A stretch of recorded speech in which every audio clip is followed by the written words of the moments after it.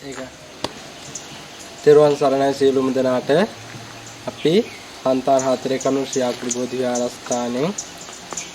ශ්‍රී අග්‍රබෝධි විහාරස්ථානයේ කිව්වාම අවුරුදු 75ක රස්සුවකට වැඩි ඉතිහාසයක් තියෙන මේ මහනුවර දිස්ත්‍රික්කයේ ප්‍රාතේවයට ප්‍රාදේශීය ලේකම් කොට්ටාසේ මේ උඩුවිලවත්ත ජනපදයේ 954 කියන ග්‍රාමයේ පිහිටි මේ අවට ප්‍රදේශයන් තුල තියෙන අනිකුත් විහාරස්ථාන සංසන්දනය කරනකොට ඉතායි පැරණි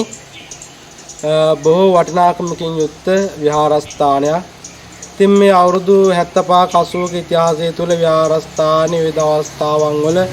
විවිධ තාඩන පීඩන වලට විවිධ කඩාවැටීම් වලට හැලැප්පීම් වලට මුහුණ දීලා දැන් මේ වෙනකොට මේ අවුරුදු 75ක ඉතිහාසය තුළ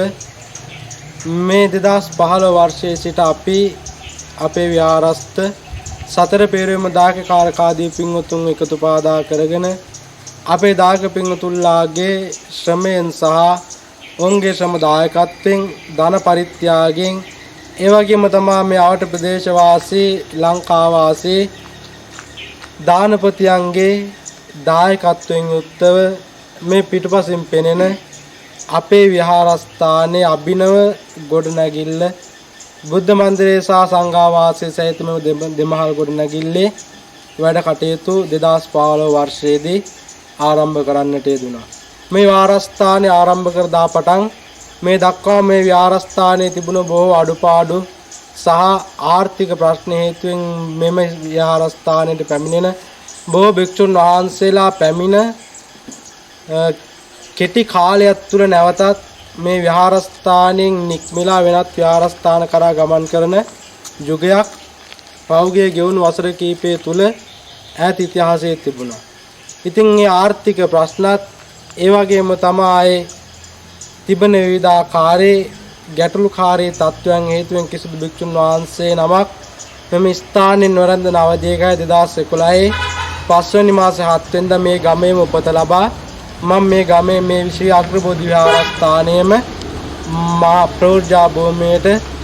මහාන වෙන්නේ. ඉතින් මේ මහාන වුණ දා පටන් මේ 2025 වෙනතෙක් අවුරුදු 14ක ඉතිහාසය තුල මම මගේ ගමේ දායකොත් එක්ක බොහෝසේ දුෂ්කරතා අපහසුතා විඳගෙන මේ විහාරස්ථානයේ මේ තාක් දුරකට රැගෙන එන්නට අපි බොහෝ වේස මහන්සිලා කටයුතු කරන්නට යෙදුණා. ඔබ පින්වතුන්ට පේනවා ඇති මේ පිටපස්සෙන් දිස්වෙන මේ දෙමාල් ගොඩනැගිල්ල කොයිතරම්නම් අංග සම්පූර්ණ විදිහට අපට ප්‍රයෝජනවත් විදිහට අපි ඉදි කරගෙන තියනවාද කියන වගේ. ඉතින් විශේෂත්වය තමයි මේ ගොඩනැගිල්ල ඉදි කරද්දි මේ වෙනතෙක් කිසිදු ආකාරයක අපේ ගමේ දායකයෝ කිසිම මුදලක් අය නොකර ශ්‍රම දායකත්වයෙන් මොවුන්ගේ ශක්තියෙන් ද්‍රව්‍යම ආධාර තුලින් පමණක් මේ විහාරස්ථානය ගොඩනගාගෙන තිබෙනවා. ඉතින් අප බොහෝ දුර මේ විහාරස්ථානයේ සංවර්ධන කටයුතු රැගෙන ඇවිත් ඇති අතර තවත් මේ වැඩ කටයුතු ඉදිරියට කරගෙන යාම සඳහා තා විශාල මුදලක් අද වර්තමාන සමාජයේ ආර්ථික පසුබිමත් සමග අපට මේ ආර්ථික ගැටලු පවතිනවා. ඉතින් ඒ අනුව විශාල මුදලක් අපට මේ වැඩ කටයුත්ත නිමා කර ගැනීම සඳහා අවශ්‍ය වෙනවා. ඉතින් අප මේ වීඩියෝ ඉදිරිපත් කරන්නේ ඔබට පේන ඇති මේ විහාරස්ථානය. ඉතින් ඔබට පැමිණ මේ විහාරස්ථානයේ දැක බලාගෙන මේ ඇති අඩුපාඩුකම් මේ කළ යුතු දේවල් ඔබට වටහාගෙන ඔබට ද්‍රව්‍යමය ආධාර ඒ වගේම තමයි ඔබට කැමැති ආයුරකින් මේ සඳහා අපට උපකාර කිරීමට හැකියාව තිබෙනවා. ඉතින් අපේ ගමේ දායකයෝ ඒ වඩු කර්මාන්තවල නියලි මේසන් කර්මාන්තවල නියැලෙන ඒ වගේම තමයි විදුලි කර්මාන්තයන් වල නියැලෙන අපේ දායකයෝ ඉන්නවා. ඔවුන් සියලුම දෙනා මේ විහාරස්ථානයේ ගොඩනගා ගැනීම සඳහා ශ්‍රම දායකත්වය ලබා දීමට දිවා රැ නොබලා අප කැප වෙලා කටයුතු කරනවා. ඉතින් අපට අවශ්‍ය වන්නේ ද්‍රව්‍යමය ආධාර. ඉතින් ඒක නිසා හැකි